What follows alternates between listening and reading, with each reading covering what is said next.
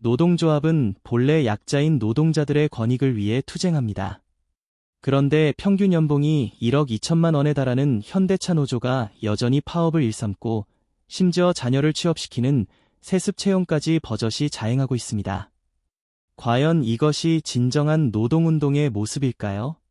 오늘은 다소 듣기 불편할 수 있는 이야기, 바로 귀족 노조에 관한 이야기를 심층적으로 다뤄보려 합니다. 노조 자체를 부정하는 것은 결코 아닙니다. 오히려 저는 건강한 노조야말로 우리 사회에 반드시 필요한 존재라고 믿는 사람입니다.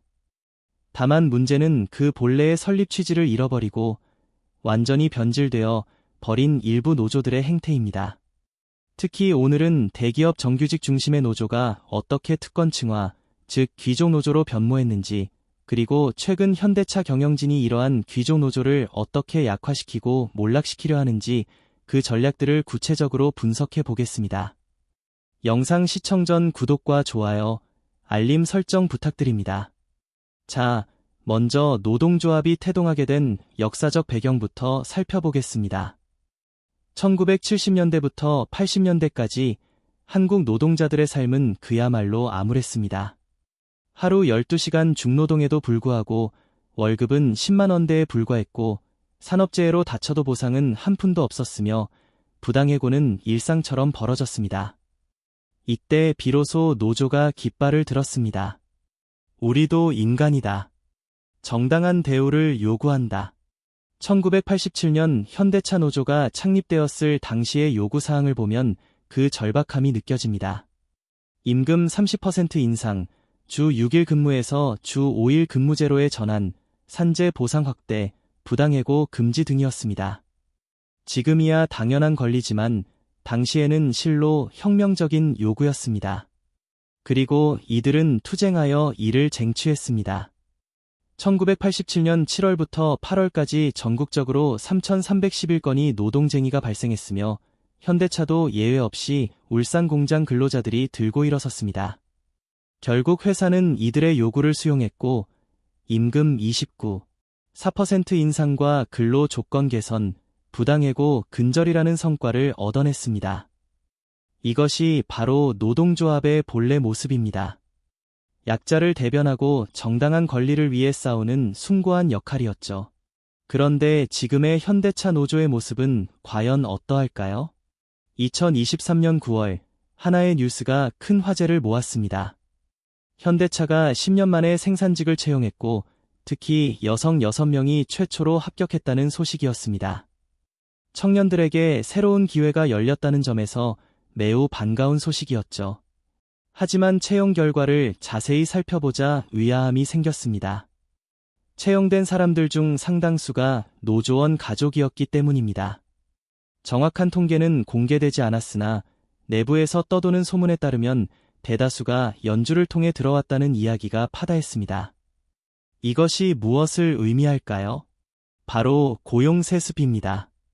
아버지가 현대차의 정규직이라면 아들 역시 현대차 정규직이 되는 것입니다.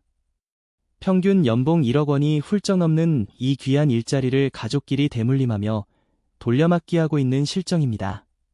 실제로 현대차 노조 내부에는 비공식적으로 자녀 취업 추천제가 존재한다는 이야기가 공공연하게 퍼져 있습니다. 물론 공식적인 제도는 아니지만 내부 추천이라는 명목하에 사실상 특혜가 주어지는 것입니다. 이러한 현실을 지켜보는 청년들은 어떤 심정일까요?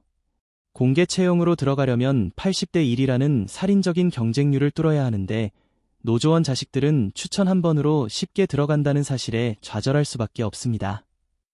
이것이 바로 오늘날 청년 세대가 노동조합을 외면하고 싫어하는 가장 큰 이유입니다. 노조는 노동자의 권익을 외치지만 이 귀족 노조들은 오직 자기들만의 이익과 기득권만 챙기고 있기 때문입니다. 그리고 더 심각한 문제는 반복되는 파업으로 인해 현대차의 생산량이 지속적으로 차질을 빚고 있다는 점입니다. 현대차 노조는 과거에 매우 잦은 파업을 진행했습니다. 1987년부터 2018년까지 총 25차례 파업을 했으니 평균 2년에 한 번꼴로 공장이 멈춘 셈입니다. 그나마 2019년부터는 6년 연속 파업 없이 무분규 타결을 이뤘다고 자랑하지만 실상은 파업을 하지 않아도 노조가 원하는 모든 요구사항을 관철해냈기 때문에 굳이 파업할 필요가 없었을 뿐입니다. 2024년도 임금 및 단체 협상 결과를 보십시오. 기본급 11만 2천 원 인상, 성과급은 기본급의 500%에 1,800만 원을 추가 지급, 여기에 주식 25주까지 지급되었습니다. 조합원 1인당 평균 5천만 원 상당의 인상 효과를 누린 것입니다. 노조 측이 요구했던 사항들이 거의 대부분 관철되었으니 굳이 파업을 통해 생산 차질을 일으킬 필요가 없었던 것입니다. 그렇다면 과거의 파업은 회사와 사회에 어떤 영향을 미쳤을까요? 2016년 부분 파업 당시에는 생산 차질 4만 대, 추정 손실액이 1조 원에 달했습니다. 2012년 전면 파업 때는 생산 차질 8만 2천 대, 손실액은 1조 6천억 원이었습니다. 이 엄청난 손실은 결국 누가 메우는 걸까요? 회사가 부담하지만 그 비용은 고스란히 차량 가격에 반영됩니다. 결국 그 피해는 고스란히 소비자에게 전가되는 것입니다.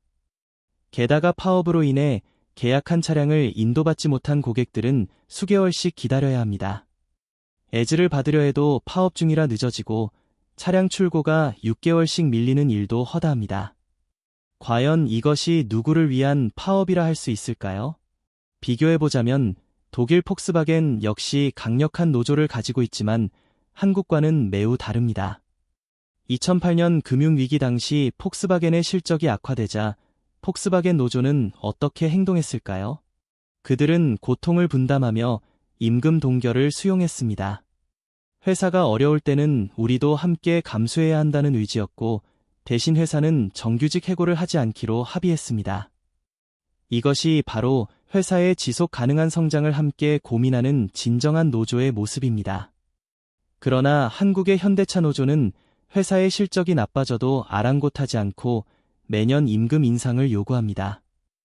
2020년 코로나19 팬데믹으로 회사가 위기에 처했을 때조차 성과급이 줄어든 것에 억울하다며 파업을 검토했을 정도입니다. 그렇다면 왜 회사는 인력 부족 시 추가 인원을 채용하여 대체하지 못할까요? 가장 큰 이유는 바로 인건비가 감당하기 어려울 정도로 너무 높기 때문입니다. 2024년 기준 현대차 정규직의 평균 인건비는 직원 1인당 약 1억 5천만 원에 달합니다. 정규직 총원 약 6만 5천 명을 고려하면 총 인건비는 무려 10조 원 규모입니다. 여기에 2024년 통상임금 확대로 인해 연간 3,520억 원이 추가로 부담되어야 합니다. 매년 임금이 5% 이상 자동으로 인상되는 구조이니 인건비는 끝없이 늘어날 수밖에 없습니다. 그렇다면 회사는 이에 어떻게 대응할까요? 당연히 신규 채용을 줄이는 방식밖에 없습니다. 한 명을 뽑으면 평생 동안 매년 1억 원 이상의 비용을 지불해야 하는데 회사가 어떻게 계속해서 인력을 충원할 수 있겠습니까? 결국 이 고비용 구조 때문에 청년들은 양질의 일자리를 얻을 기회조차 박탈당하게 되는 것입니다. 2024년 청년 실업률은 7.2%이지만 20대의 체감 실업률은 25%를 훌쩍 넘어 4명 중 1명은 일자리를 찾지 못하고 있습니다. 더군다나 이렇게 과도한 인건비는 기업 경쟁력 자체를 심각하게 저하시킵니다. 현대차와 글로벌 경쟁사인 테슬라를 비교해 봅시다. 현대차의 인건비는 약 1억 5천만 원인 반면 테슬라는 약 9천만 원으로 6천만 원 정도 차이가 납니다. 도요타와 비교하면 그 격차는 더욱 충격적입니다. 현대차가 1억 5천만 원일 때 도요타는 약 8천만 원으로 현대차가 거의 2배 가까이 많습니다. 그렇다고 현대차의 품질이 훨씬 좋거나 차량 가격이 싸지도 않습니다. 결과적으로 기업의 수익성은 급격히 떨어지게 되는 것입니다. 현재의 상황을 타개하기 위해서는 현대차의 필수 인력만 남고 불필요한 비용이 많이 줄어들어야 합니다. 하지만 현대차 노조 자료에 따르면 2025년부터 2030년까지 정년 퇴직 예정자는 13,752명으로 전체 직원 중 18.3%에 달하는 대규모 인원입니다. 매년 2,000명 이상씩 퇴직하는 셈이죠. 그런데 이 상황에서 노조는 청년 세대가 경악할 만한 레전드 발언을 꺼냅니다. 바로 정년 연장입니다. 현재 만 60세인 정년을 만 65세까지 늘리자는 것입니다. 그런데 여기서 핵심적인 문제는 그들이 임금 삭감 없는 정년 연장을 원한다는 점입니다. 2025년 노조 설문조사 결과에 따르면 노조원 43%가 임금 삭감 없는 정년 연장을 선택했다고 합니다. 60세가 넘어서도 연봉 1억 원 이상을 받으며 5년 더 일하겠다는 것입니다. 이는 당연히 청년 채용의 문을 더욱 굳게 닫아버리는 결과를 초래할 것입니다. 하지만 현대차 경영진은 이러한 노조의 압박에 대해 마냥 수수방관하고 있지는 않습니다. 물론 정면 대결을 피하면서도 노조의 힘을 약화시키는 우회 전략을 조용히 사용하기 시작했습니다. 첫 번째 전략은 바로 해외 공장 확대입니다.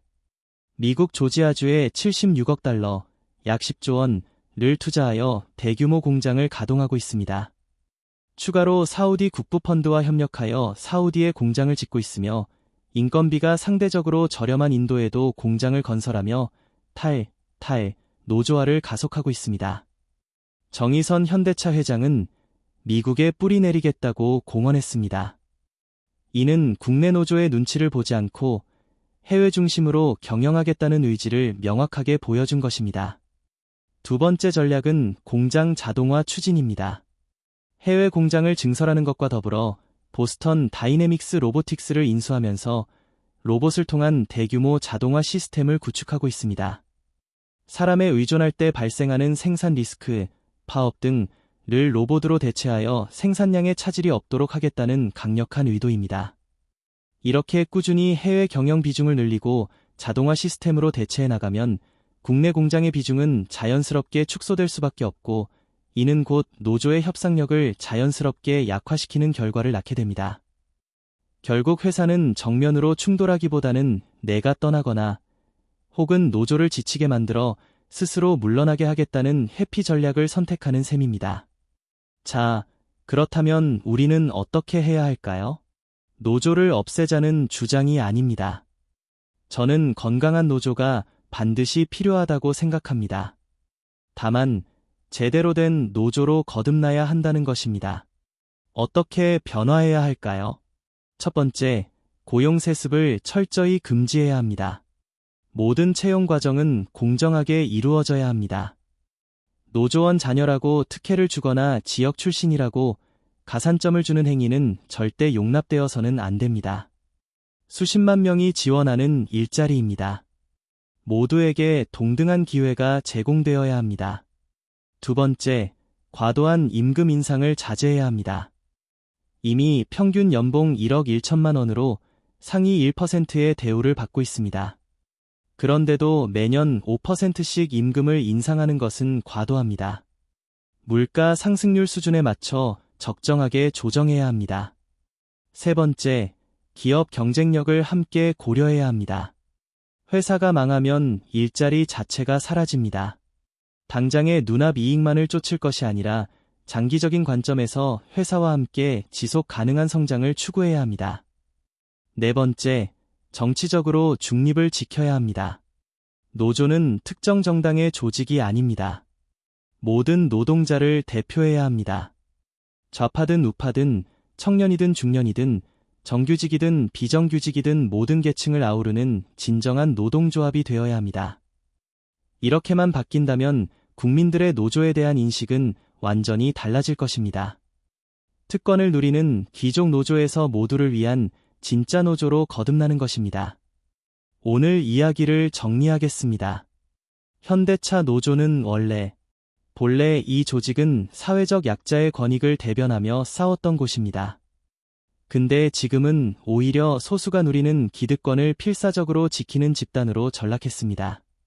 과연 이러한 모습이 우리가 기대하는 노동운동의 올바른 미래라고 할 수 있을까요?